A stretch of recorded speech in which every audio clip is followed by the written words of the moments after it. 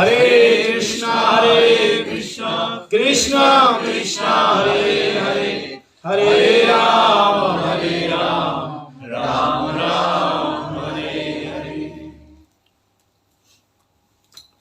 सर्वज्ञ मेरे आराध्यतम गुरुपाद पद्म नित्यलीला कृष्ण विष्णुपाद अष्टोत्तर शत श्री श्रीमद् भक्ति वेदांत शिला बामन गोस्वामी महाराज जी के श्री चरण सरोज में अनंत अनंत कोट साष्टांग दंडवत प्रणाम निवेदन करता हूँ। तत्पश्चात शिक्षा गुरुपाद पद्म नित्यलीला कृष्ण विष्णुपाद अष्टोत्तर शत श्री श्रीमद् भक्ति वेदांत शिला नारायण गोस्वामी महाराज के श्री चरण सरोज में अनंत अनंत कोटि साष्टांग दंडवत प्रणाम निवेदन करता हूँ। रूपानुग गुरुवर्ग सरस्वती दंडी पादगण एवं समुपस्थित सभी भक्त जनों के चरण में दंडवत प्रणाम निवेदन करता हूँ। आज विशेष दिन है। हम सभी लोग गुरुदेव के परम प्रिय शिष्य परम प्रिय भक्त हमारे श्रीमान प्रकाश प्रभु करुणा दीदी के गृह प्रांगण में उन्हीं के ही सुपुत्र श्रीमान कपिल प्रभु, कपिल है ना, उनके ही शुभ जन्मदिन के अवसर पर साधु संघ में हरि कथा हरि कीर्तन चर्चा करने का ये अवसर मिला है। तो उनका जन्म दिवस में विशेष करके क्या करना चाहिए, ये हम लोगों को सुनना बहुत आवश्यक है। क्योंकि आजकल लोग जैसे जन्म दिवस तो नहीं मनाते हैं, क्या मनाते हैं, हैप्पी बर्थडे ये मनाते हैं। लेकिन हमको बहुत अच्छा लगता है, या लग रहा है कि आप लोग भारत से भी इतने दूर रहने के बावजूद भारत के सारे संस्कृति संस्कार को फॉलो करते हैं। क्या है कि जन्म दिवस पर किसी के आपके घर में जन्म हो तो उस दिन क्या करना है, पार्टी तो करो, मना नहीं है, लेकिन पहले साधु संतों को बुला करके, भक्तों को बुला करके कीर्तन करो। क्या करना है, कीर्तन करना है, और फिर उसी बच्चे के द्वारा भगवान की आरती उतारना है। माँ यशोदा करती थी, हर अष्टमी तिथि में माँ यशोदा लाला को लेकर के श्री जमुना जी में जाती है, दिया लेकर के। वो मिट्टी की दिया होती है ना, प्रदीप कहते हैं। दिया लेकर के कन्हैया को लेकर यमुना जी में जाती है, और एक एक प्रदीप प्रज्वलित करके वो बहाती हैं और कहती हैं, जब तक ये दिया की रोशनी रहेगी और इसका जैसे प्रकाश है ऐसे मेरे लाला के जीवन में ये प्रकाश रहेगा, ये कभी अंधेरा नहीं आएगा। हे जमुना मैया अब ऐसी कृपा करो, जब तक चांद सूरज रहेगा तब तक मेरा बेटा राज करेगा। जैसे चांद सूरज के एक दिया प्रज्वलित करके बहाते भाई, ऐसी बोली। फिर दूसरी दिया प्रज्वलित करके बहाते हुई कह रही हैं कि चांद सूरज के जैसे रोशनी अनंत काल तक रहते हैं, चारों तरफ वो प्रकाश देते हैं, अंधेरा दूर करते हैं, ऐसे मेरे लाला के जीवन में कभी अंधेरा ना आवे, सबको आनंद देवे, प्रकाशित करे और स्वयं खुश रहे। तो ऐसे उस दिन माँ यशोदा जमुना जी में दीपदान, फिर इसके बाद गौ को चारा देना, गौ सेवा। गौ ब्राह्मण हिताय च जगत धृताय कृष्णाय गोविंदाय नमः। ठाकुर जी को तीन चीज बहुत प्यारी है, ध्यान रखना, तीन चीज। भगवान को 3 चीज बहुत प्यारी है। 3 चीज, गौ, एक गौ माता, एक ब्राह्मण और एक संत। ये 3 चीज भगवान को बहुत प्यारी है। अगर कोई गौ की सेवा करते हैं, कोई ब्राह्मणों की सेवा करते हैं, कोई साधु संतों की सेवा करते हैं, तो ठाकुर जी कहते हैं मेरी सेवा हो जाती है। इसलिए गौ सेवा करो। गाय को चारा दो। गाय तो है नहीं, कहाँ देंगे फिर? तो चिंता मत करो, गाय जहाँ है, चारा का जो भी खर्चा है उनको बोलना आज के दिन हमारे नाम से या हमारे बेटे के नाम से चारा खिला देना, देसी गाय का खिलाओ, चारा दो। और साधु संतों की भी सेवा करो। समर्थवान है तो मंदिर में भंडारा करो, भक्तों को बुला करके कीर्तन करो। ये 3 चीज। माँ यशोदा दिया प्रज्वलित करने के बाद स्वयं अपने कन्हैया के हाथों से गौ को चारा खिलाती हैं। और क्या करती हैं? और साधु संतों को प्रसाद देती है, परोसती है। तो ये है जन्मदिन। असली जन्मदिन यही है, यही है जन्मदिन। उसकी चिर आयु हो जाएंगे, चिर आयु। जीवन में कभी बाधा विपत्ति नहीं आएगी। बाकी आपका जो करना है संसार का, जैसे हैं जन्मदिन मनाते हैं, अब केक काटो, कुछ भी करो, लेकिन संस्कृति हमारी ये है कि दिया प्रज्वलित करके भगवान को भोग लगा करके उस भोग को सबको बांटो, इसी में कल्याण है। काटना पीटना नहीं। केक लेके आए और कैंडल जला दिया और कहते हैं बेटा को बेटा फूंक मार के बुझा दो, तुम्हारे जीवन भले ही अंधेरे में रहे। फूंक मारने से क्या होगा? अंधेरा होगा कि नहीं? कैंडल जलाया, रोशनी हो गई, और वो फूंक मार के बुझा दो। अरे जन्मदिन पे तुम फूंक मार के बुझा रहे, रोशनी को अंधेरा कर रहे। यहाँ नियम तो उल्टा है। मृत्यु दिवस में कैंडल जला के उसको जला के, जो मर गया उसको रोशनी दिखा रहे। वो मर गया, उसको कैंडल जला कर रोशनी दिखा करके मृत्यु दिवस मना रहे। और जो जिंदा है जन्म दिवस कैंडल बुझा के। उल्टा नहीं हुआ? अरे यहाँ जलाना चाहिए, वहां बुझाना चाहिए। वो तो अपने आप बुझ गया बेचारा, बुझा कि नहीं? उसको क्या रोशनी दिखाना, वो क्या कर्म करेगा? हाँ, पूरे जिंदगी भर कभी राम का नाम नहीं लिया, कृष्ण का नाम नहीं लिया, मरने के बाद राम नाम सत्य है। वो कहाँ सत्य झूठ, सत्य है झूठ है क्या उसको पता लगे? वो कहाँ से बोल पाएगा? किसको सुना रहे हैं? वो सुन पाएगा? हाँ? तो कहने का मतलब है कि कैंडल नहीं, अगर करना तो बुझाना नहीं, और काटने का नहीं।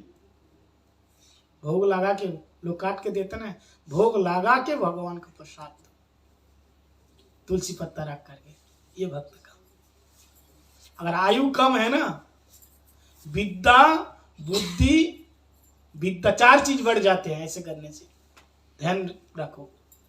और ऐसा किया प्रदीप प्रज्वलित करके जन्मदिन में भोग लगा करके लोगों को, भक्तों को बांट करके अपने बेटे के हाथ से बांटा है, तो 4 चीज बढ़ेंगे।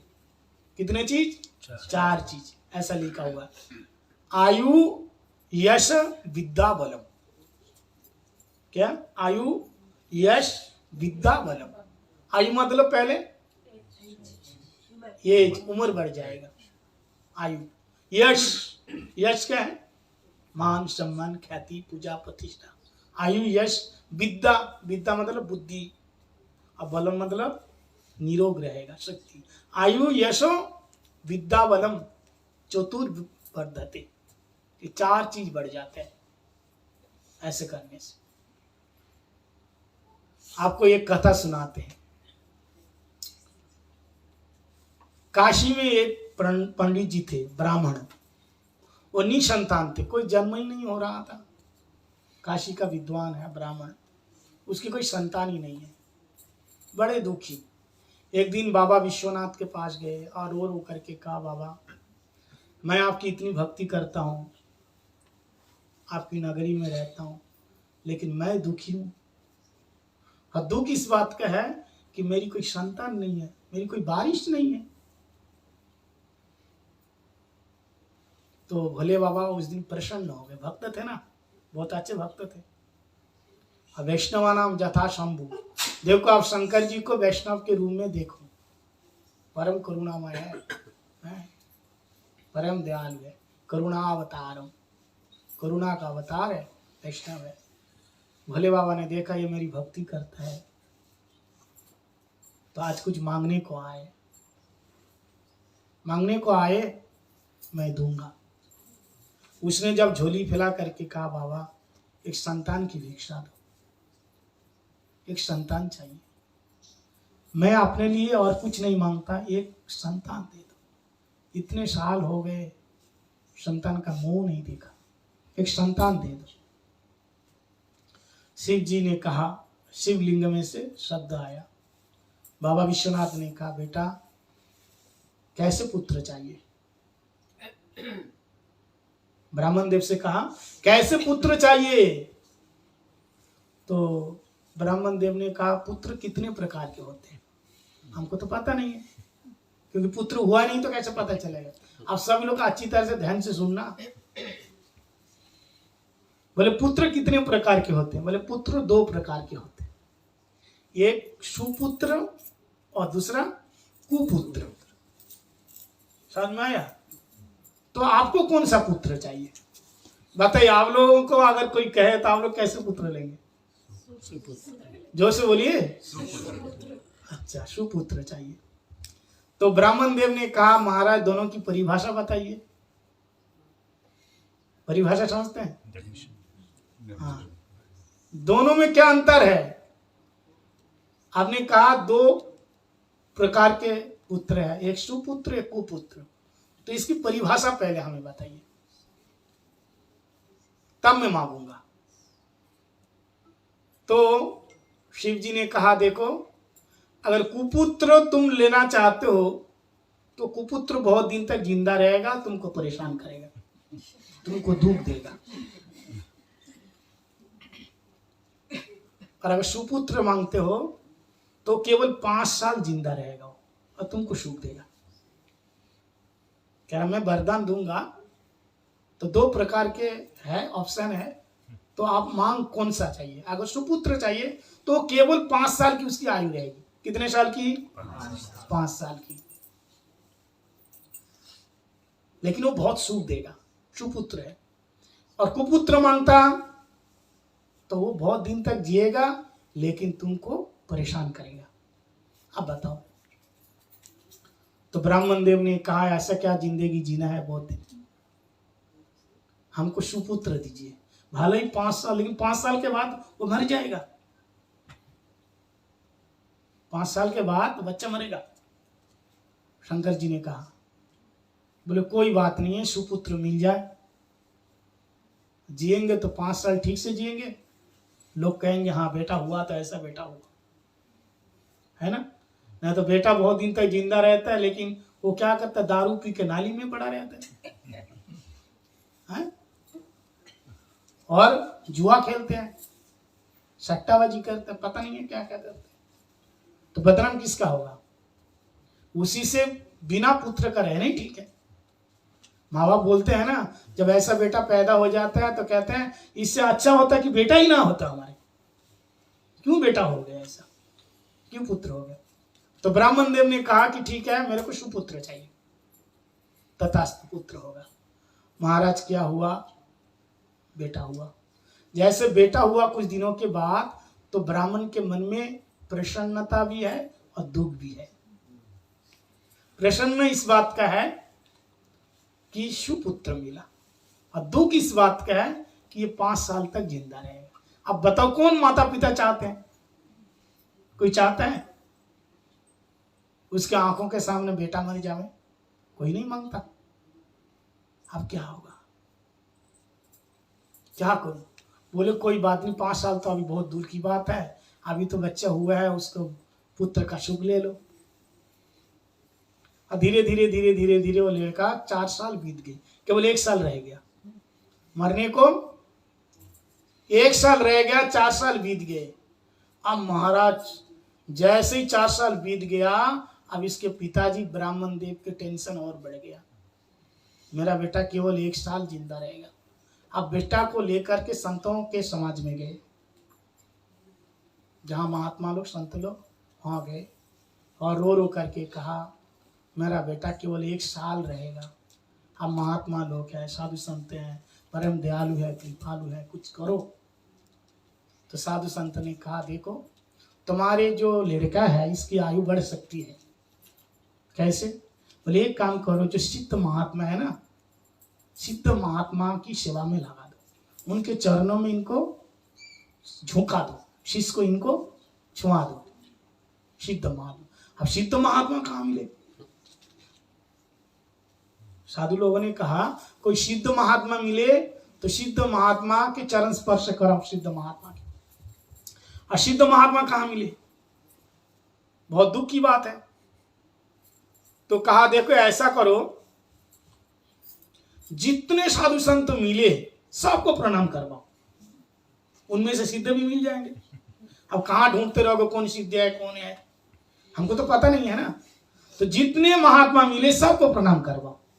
वो अपने बेटे को, भले 1 साल तक ऐसे करते रहो, वो अपने बेटे को सड़क के किनारे कुटिया बनाया और बच्चे को लाया 4 साल के, और बोले जितने यहाँ से महात्मा जा रहे, जिसके माथे में तिलक देखो, गले में कंठी देखो, चाहे सफेद कपड़े हो चाहे लाल कपड़े हो, महात्मा देखने से पता चलता है। अब उसको बेटा तुम जा करके प्रणाम करना। अब लड़का ऐसे ही करता रहा, जो भी महात्मा देखते हैं उसको जाकर के प्रणाम करते, जो भी ऐसे करते करते करते करते 1 साल बीतने को आ गया। बड़े ध्यान से सुनना, केवल रह गया 4 दिन। 5 साल पूरे होने में कितना दिन रह गए? 4 दिन हो गए, 4 दिन रह गया। आप पिताजी तो और भी धड़कन तेज हो रहे, केवल मेरा बेटा और 4 दिन के मेहमान है। 4 दिन रह गया अवशेष। और वो लड़का 1 साल तक जितने महात्मा देखे, छोटे मोटे जो भी, सबको प्रणाम करते गए, प्रणाम करते गए। केवल अवशेष 4 दिन रह गए। उसी समय सप्तऋषि आए। सप्तऋषि, सप्तऋषि मंडल से सप्तऋषि आए। जैसे सप्तऋषि आए, क्योंकि उसकी तो आदत बन चुकी थी महात्मा देखते ही प्रणाम करना। जैसे सप्तऋषि को आते हुए देखा, 7 ऋषि लगा, तो एक एक के बाद 7 ऋषि वहां से आने लगे। और वो जा करके सबके चरण में साष्टांग लेट करके भूलुंठित होके सबको प्रणाम किया। और सभी ने 7 बार चिरंजीवी भव, चिरंजीवी भव, चिरंजीवी भव। कितने बार बोले? 7 महात्मा लोग ने 7 बार बोले चिरंजीवी भव, चिरंजीवी भव। 7 ने आशीर्वाद दिया। देखा इतना छोटा सा बालक है, अगर 5 साल का बालक पूरा भी नहीं हुआ, अगर महात्मा देख के लेट जाए तो फिर प्रभावित होता है कि नहीं? इतना छोटा सा बालक है, कैसे इसका अंदर संस्कार है। तो महात्मा लोगों ने कहा, जो ऋषि लोगों ने कहा कि इसके पिताजी कौन है, क्योंकि अच्छा काम करे तो पिताजी को देखते हैं पिताजी कैसा है, अब बुरा काम करे तो भी पिताजी को देखते हैं, देखते हैं ना। पता नहीं जन्म किसने दिया इसको बोलता है ना, तुम्हारा माँ बाप कैसा है। देखो इंसान के खानदान पता चलते हैं उसके व्यवहार से।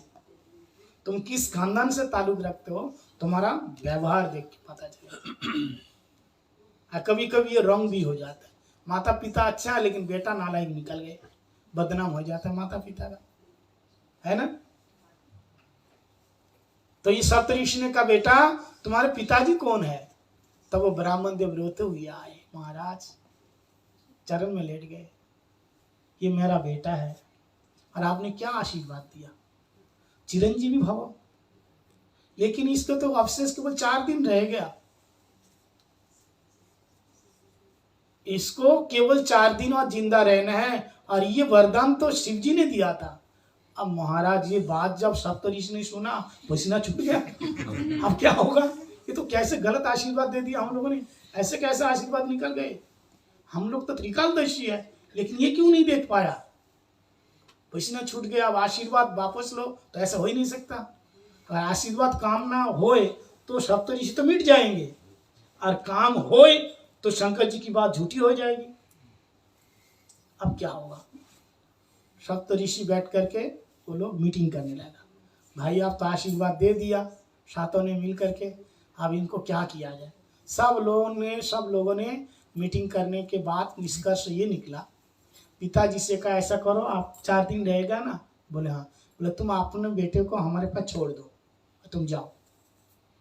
वो तो खुश हो गए, महात्मा के पास रहेगा बेटा। तो सप्तऋषि के पास उस बच्चे को छोड़ दिया। सप्तऋषि उस बच्चे को लेकर के ब्रह्मा जी के पास गए। बोले वो सृष्टा हुई है, लिखते हैं ना वो, उनके पास चलता है कि हमारे पास कोई चारा है नहीं, हम लोग कैसे बचाएंगे। मृत्यु को कोई नहीं टाल सकता, ये बात ध्यान दीजिए। पैसा नहीं है, पैसा दे देगा। हाँ, बीवी बात नहीं मानती है तो वो ठीक कर देंगे। कैसे ठीक करेंगे, दूसरी बीवी ला देंगे। उसको ठीक करना मुश्किल नहीं है तो फिर क्या, उसको डिवोर्स करवा के दूसरी ला करेंगे। ये काम उसके हाथ में है। बेटा नहीं है तो बेटा दे देंगे, लेकिन ये काम किसी के हाथ में नहीं है कि मृत्यु को टाल सकता है कोई। ये तो केवल एकमात्र ठाकुर जी कर सकते हैं, भगवान जी। तो ये सारे सप्तऋषि मिलकर के कहां गए, ब्रह्मा जी के पास गए। ठीक है, जैसे ब्रह्मा जी के पास गए तो सप्तऋषि एक एक करके ब्रह्मा जी को प्रणाम किया, और उसके साथ साथ छोटा सा बच्चा वो भी लेट के प्रणाम किया। जैसे ब्रह्मा जी देखा छोटा सा बच्चा लेट के प्रणाम किया, महात्माओं के साथ आए, तो ब्रह्मा जी दोनों हाथ उठा करके आशीर्वाद दे, चिरंजीवी हो। आशीर्वाद देता है ना। तो सप्तऋषि ने कहा अच्छा हुआ बाला टाला हमारा। अब टेंशन ही क्या है, हमारा कोई टेंशन नहीं है। सप्तऋषि खिल खिल कर हंस पड़े। ब्रह्मा जी ने कहा क्या हुआ, कोई जोक्स मारा क्या। बोले महाराज आप टेंशन आपका है, अभी तक हम लोग तो टेंशन में परेशान हो रहा था, अब चिंता आपकी है। बोले क्या, बोले केवल 3 दिन रहा है, ये जिंदा रहेगा। बोले क्या, तो बोले 3 दिन रहेगा। बोले हाँ ये 3 दिन तक जिंदा रहेगा। एक दिन तो बीत गया और 3 दिन है, तीसरे दिन में इसकी मौत है। तो बोले तो फिर क्या होगा। बोलो आप जाने, आपका काम जाने। आपने आशीर्वाद दिया चिरंजीवी हो, आपको बचाना है। तो ब्रह्मा जी ने कहा ठीक है ऐसा करो, हमारे पास छोड़ के तुम जाओ, इसको हमारे पास छोड़ दो। सप्तऋषि ने कहा चला। सप्तऋषि दुखी होके गए थे ना, कीर्तन करते करते आ गए। बोला आप टेंशन नहीं है, हमारा तो कम से कम तो रास्ता साफ हुआ। अब ब्रह्मा जी वो लड़का को लेकर सोचा अब मैं किसके पास जाऊं, क्या करूं। ब्रह्मा जी को पता चला कि शिव जी का वरदान है, शिव जी का वरदान है। तो ब्रह्मा जी ने क्या किया, वो गए बच्चे को लेकर के शंकर जी के पास गए। ठीक है, शंकर जी के पास कौन गए, ब्रह्मा जी गए, सृष्टा ब्रह्मा जी गए, भगवान के परम प्रिय भक्त है। ब्रह्मा जी जा करके शिव जी को प्रणाम किया। देखो ब्रह्मा जी का जो आसन है ना, उससे शिव जी का पद बड़ा है, ऊंचा है, वो बहुत ऊंचा है। शिव जी के एक दिन में पता नहीं है कितना ब्रह्मा बदल जाते हैं शिव जी के एक दिन में, तो ऊंचा पद है। इसलिए जाकर के ब्रह्मा जी, अब ऐसे वैष्णव नाम जथा शंभु, भक्त एक भक्त तो दूसरों को देख के प्रणाम ही करते हैं। ब्रह्मा जी जाकर के प्रणाम किया और पीछे से बच्चे को ऐसे छुपा के लेके गए। बोले डायरेक्ट नजर में नहीं आना चाहिए, पहले मैं प्रणाम करूं, प्रसन्न हो जाए। वैसे तो भोले बाबा खुश है, प्रसन्न होता है, प्रसन्न जैसे प्रणाम करके स्तुति किया, भोले बाबा बड़े प्रसन्न हो गए। इसलिए आप लोगों से कहता हूं, अगर कभी कुछ आप किसी से मांगना है, विशेष करके माताओं को बता रहा हूं, अपने पतिदेव से कुछ मांगना है तो पहले उनको प्रसन्न करो, बढ़िया करके अच्छी तरह से सेवा करो। आप पति लोग भी समझ जाते हैं कुछ चाहिए आज, इतनी बढ़िया सेवा हो रही है, इसका मतलब आज कुछ चाहिए। भोले बाबा को पहले प्रसन्न किया, प्रसन्न होकर के भोले बाबा बड़े मुस्कुरा करके एकदम कहा, हाँ ब्रह्मा जी कैसा आना हुआ बताओ। इतने में बच्चों की इशारा किया, लेट जाओ। बच्चा आए, सीधा चरण में लेट गए। अच्छा, आपके चरण में अचानक कोई आके लेट गया, आप तो चेहरा देख नहीं पाए ना, वो तो लेटा हुआ आपके चरण में, उसका माथा टेका हुआ है, सुलटा तो पड़ा है ना, तो कैसे पता चलेगा। तो ब्रह्मा जी जा करके बच्चे को अचानक आकर के शिव जी के चरणों में माथा टेक करके लेट गए। ब्रह्मा जी से कहा, ये कौन है बच्चा। शंकर जी दोनों हाथ आगे करके उठाया और कहा, बेटा चिरंजीवी भव, ये आशीर्वाद उठाओ। ब्रह्मा जी तो कहा, बहुत अच्छा हुआ महाराज, अब तो हमारा बाला टाला है, अब आपका पाला है। हाँ, तो उठाया, उठा करके कहा कि ये बालक कैसे लाए। तब ब्रह्मा जी ने कहा, महाराज ये केवल और एक दिन का मेहमान है। बोले क्या मतलब। बोले और एक दिन ये जिंदा रहेगा, एक दिन के बाद ये मरेगा, 5 साल का पूरा होने वाला है। और आपने आशीर्वाद दिया, वरदान दिया, ये काशी के जो ब्राह्मण है उसी की संतान है। तो ब्रह्मा जी ने कहा, अरे राम राम, तुम फिर पहले से कुछ नहीं बताया। बोले महाराज आप आशीर्वाद देते हो तो आगे पीछे सोचा करो ना, हम क्या करेंगे, आपने दिया है। तो शंकर जी ने कहा, कोई बात नहीं, तुम जाओ, इसको हमारे पास छोड़ दो, अब हम इसको जो भी करना है, लेने को कौन आएगा, यमदूत आएगा ना, जो भी आएगा लेने को, तो तुम चिंता मत करो, इसको मेरे पास छोड़ दो। ब्रह्मा जी चले गए बड़े प्रसन्न होकर के। अब वो बच्चा एक दिन रह गया, आखिरी दिन शंकर जी ने कहा, ऐसा करो, ये शिवलिंग है, इसमें तुम बेलपत्र चढ़ाओ और पंचाक्षर मंत्र का जाप करते रहो पूरे दिन। अब जिस दिन मरना है, जिस डेट को मरना है, अब लोगों को पता नहीं है ना, सुबह मरेगा, शाम मरेगा, रात को मरेगा, किसी समय भी आएगा, है ना। हम लोगों को ऐसा लगता है, लेकिन ऐसा नहीं है। हम लोगों को ऐसा लगता है कि किसी समय भी मृत्यु आएगी, ऐसा लेकिन नहीं होता है। और हमको तो पता नहीं है, इसलिए हम सोचते हैं कभी भी मृत्यु आएगी, लेकिन ऐसा नहीं है। कौन से साल में, कौन से तारीख में, कौन से दिन में, कितने बजे मरना है, उसी टाइम पर आएगा। जैसा आपका फ्लाइट है ना, सोमवार है 10 तारीख का है, तो पूरा दिन में थोड़ी चलता रहेगा, वो एक टाइम निर्धारित है। वो टाइम के अंदर इसी तारीख में, इस बार में, इसी दोपहर को, शाम को, इवनिंग, जो भी टाइम है, और उतना बाजे ही वो चलेगा। ऐसे ही आपका निर्धारित है। तो भोले बाबा ने कहा कि तुम पूरे दिन ये बेलपत्र चढ़ाओ और बोलते रहो, ओम नमः शिवाय, ओम नमः शिवाय, ओम नमः शिवाय, इस मंत्र का जाप करो। अब वो बच्चा बेलपत्र शिवलिंग पर रखते गए और ओम नमः शिवाय, ओम नमः शिवाय, ओम नमः शिवाय। और जैसे टाइम हुआ, मृत्यु पास लेकर के यो धर्मराज यमदूत को भेजा, वो आ गए। लेकिन जैसे ही पास को फेंका तो उसके चारों तरफ एकदम प्रकाश देखा। भोले बाबा प्रकट हो गए और कहा, इसको तुम लेके नहीं जा सकते। भोले बाबा को देख के प्रणाम किया। बोले क्यों नहीं लेके जा सकते, इसकी आयु खत्म हो गई। आप ही ने तो वरदान दिया महाराज, आप ही नियम बनाए और आप नियम तोड़ रहे हो। साधारण हम लोग यही बोलेंगे ना, लेकिन इसमें बाद में कुछ बात है। लेकिन ये बात समझ में आएगा तो फिर बाद में बहुत अच्छी बात है। समझ में आए बात, क्या बोला, बातों में बात है, लेकिन बातों में क्या बात है, ये बात समझ में आएगा तो बहुत अच्छी बात है। अब बातों में क्या बात है, भोले बाबा ने कहा तुम चिंता मत करो, ये मेरी संतान है, मैंने वरदान दिया, ये बालक मेरा है। अब वरदान हमने दिया। बोले वही तो मैं कह रहा हूँ, वरदान तो आपने दिया 5 साल का। बोले वरदान कौन दिया, बोले आपने दिया। किसके हिसाब से, बोले आपके हिसाब से आपने दिया। बोलता हमारा हिसाब तो अभी पूरा नहीं हुआ। बोले क्या मतलब महाराज, बोले बातों में बात है, समझे इस बात को। तो बोले ठीक है महाराज, बातों में क्या बात है, समझाइए इस बात को। बोले बातों में ये बात है कि हमने कहा 5 साल, ठीक है। अब 5 साल मतलब कली युग में 5 साल कितना छोटा, त्रेता युग, द्वापर युग में 5 साल कितना बड़ा, फिर त्रेता युग में 5 साल कितना बड़ा। तो हर युग में 5 साल का एक ही अकाउंट नहीं होगा ना, होगा क्या अलग। सबसे छोटे आयु के 5 साल कली युग, फिर उससे बड़ा आयु के 5 साल कौन युग? द्वापर युग, फिर त्रेता युग, फिर सत्य युग। ठीक है, ऐसे 4 युग बीत जाता है, हजारों बार एक कल्प बनता है। क्या बनता है? एक कल्प बनता है, उसको एक कल्प कहते हैं।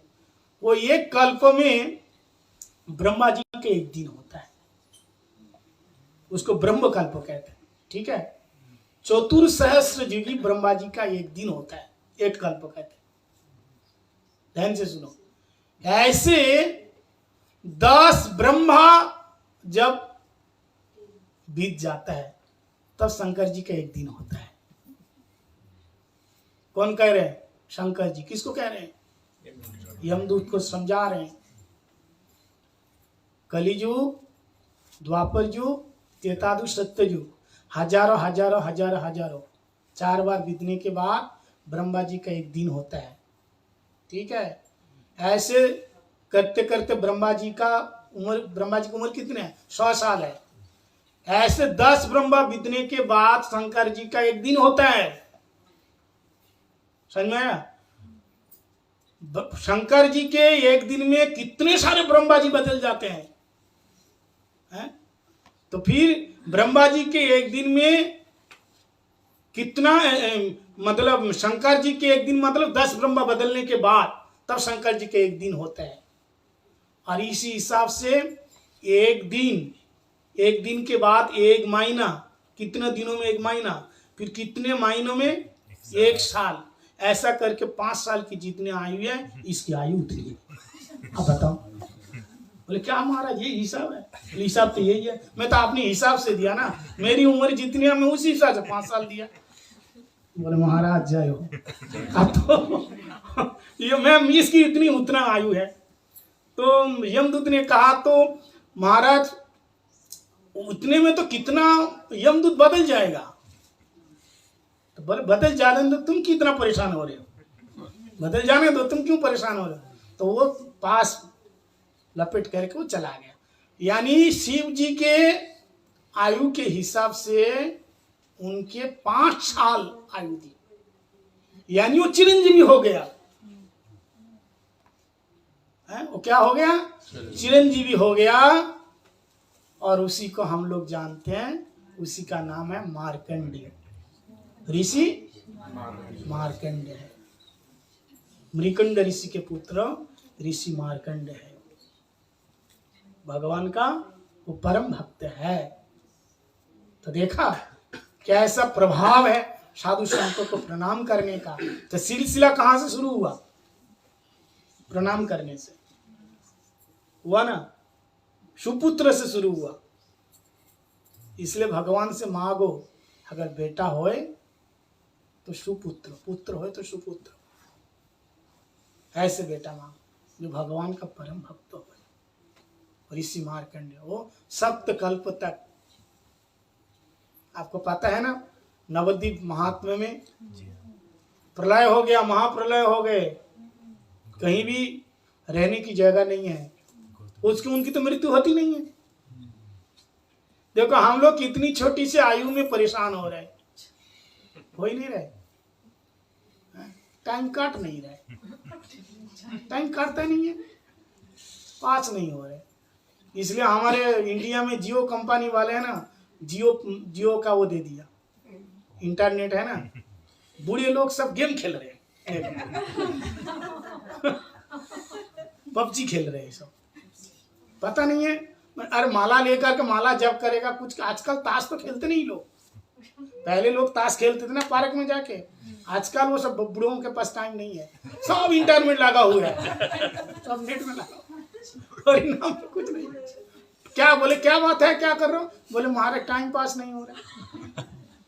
घर में जाओ तो एक बूढ़ा ने कहा, एक वृद्ध आदमी ने, बोले महाराज टाइम पास घर में नहीं होता है, घर में एसी नहीं है, बड़ा परेशान।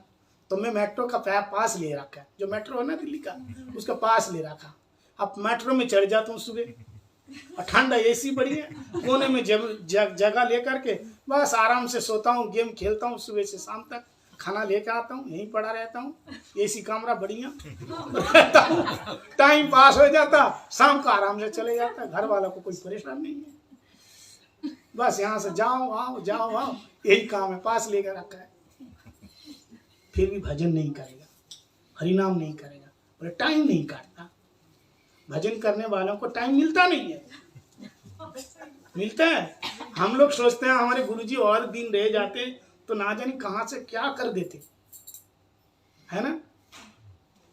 और थोड़े दिन अगर रह जाते 2-4 साल, प्रचार हमारा इतना तुमुल रूप से होता, लेकिन टाइम नहीं है, उनकी सेवा में जाना है।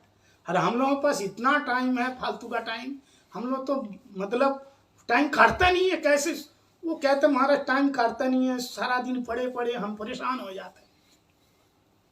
भजन जब करोगे तो टाइम मिलेगा नहीं, टाइम नहीं मिलेगा। इसलिए भजन शुरू करो, सब अच्छा लगने लग जाएगा, बढ़िया लगेगा। तो उनके पास इतनी लंबी टाइम, तो वो तो भगवान का भजन करते करते चारों तरफ प्रलय हो गया, वो तो डूबेगा नहीं, मरेगा नहीं। वो पानी में तैरता हुआ तैरते तैरते तैरते नवद्वीप में आ गए।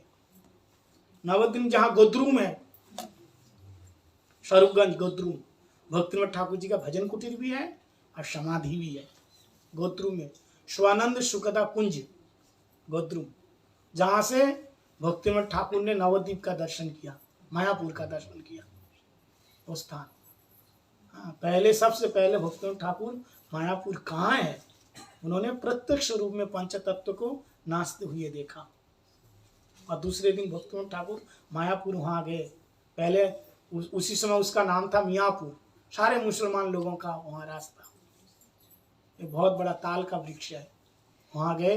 भक्तिनाथ ठाकुर ने पूछा यहाँ क्या है, तो मुसलमान लोगों ने कहा यहाँ तो ये मियापुर है और यहाँ जो भी वृक्ष लगाते हैं कुछ नहीं उगते, केवल तुलसी के जो पौधे हैं वही होते हैं, तुलसी होता है। तब भक्तिनाथ ठाकुर समझ गए कि ये भगवान श्री चैतन्य महाप्रभु का स्थान है। तब भक्तिनाथ ठाकुर मैजिस्ट्रेट थे ना, तो वो उसी समय कलकत्ता में सबसे पुराना जो लाइब्रेरी है उसमें जा कर के उसका नक्शा पास, जो नक्शा था ना उसको पास किया, वो लाया, ला करके देखा। लोग तो ऐसा नहीं मानेंगे ना, आज तक भी लोग नहीं मानते हैं। बहुत से लोग हैं मायापुर को महाप्रभु का जन्मस्थान नहीं मानते हैं। वो नवद्वीप के अंदर जहाँ निर्दया घाट है ना, वो कहता पुराना जन्मस्थान यही है, वो तो नया बनाया गौड़िया मठ वालों ने, ऐसे बताएंगे। वो महाप्रभु का जन्मस्थान नहीं मानते वो लोग। तो चलो जैसे भी है, तो फिर सबसे प्राचीन महात्मा उस समय थे कौन, जगन्नाथ दास बाबा जी महाराज। 125 साल के थे। बताइए क्या हाल है। वो ठीक से खड़ा भी नहीं हो पाते थे, बिल्कुल ऐसे दुबके हुए रहते थे। उनको चलना भी नहीं आता था, इतने वृद्ध थे। तो भक्तिनाथ ठाकुर उनको टोकरी में, टोकरी जानते हैं ना, बास्केट बहुत बड़ा, उसी में बिठा करके उनको लेके गए मायापुर में, क्योंकि ये सिद्ध महात्मा है। उसी समय सिद्ध महात्मा गौर किशोर दास बाबा जी महाराज और जगन्नाथ दास बाबा जी महाराज। तो जगन्नाथ दास बाबा जी महाराज जी को ऐसे टोकरी पे रख के मस्तक पर उनको जैसे नदी पार करके लेके गए, गंगा जी पार के। तो जैसे वो स्थान पे गए, इतने ऊंचे से छलांग मारा नीचे, कौन, जगन्नाथ दास बाबा जी महाराज। और ऐसा आजानुलंबित तो भुजो करके हाथ ऊंचा करके ऐसे नृत्य करने लगा। और गौर आविर्भाव भूमिस्तंग निर्दिष्ट सज्जन प्रिय, यही है महाप्रभु का जन्म बीटा, यही है महाप्रभु का जन्म स्थान। हाथ ऊंचा करके नाचने लगा, यही है मेरे गौर हरि का जन्म स्थान।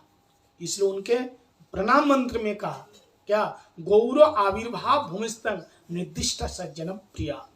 जो गौर आविर्भाव स्थान का जो निर्दिष्ट किया है, जो निर्णय किया है, जो यही जन्मभूमि ऐसा जो स्थापित किया है, प्रवर्तन किया है, वो गौर जगन्नाथ दास बाबा जी महाराज। सार्वभौम, सार्वभौम पूरा एक छत्र सम्राट वैष्णव जगत में जगन्नाथ दास बाबा जी महाराज। उनकी बात को सबको कहना होता है। उन्होंने माना तो इनके पास 2 प्रमाण मिल गया, फिर नक्शा लाया तो उसी हिसाब से वहां मायापुर दिखा रहे हैं। ऐसे नहीं है महाप्रभु का जन्म कब होगा, कैसा हुआ, क्या सारा सब लिखा हुआ होता है।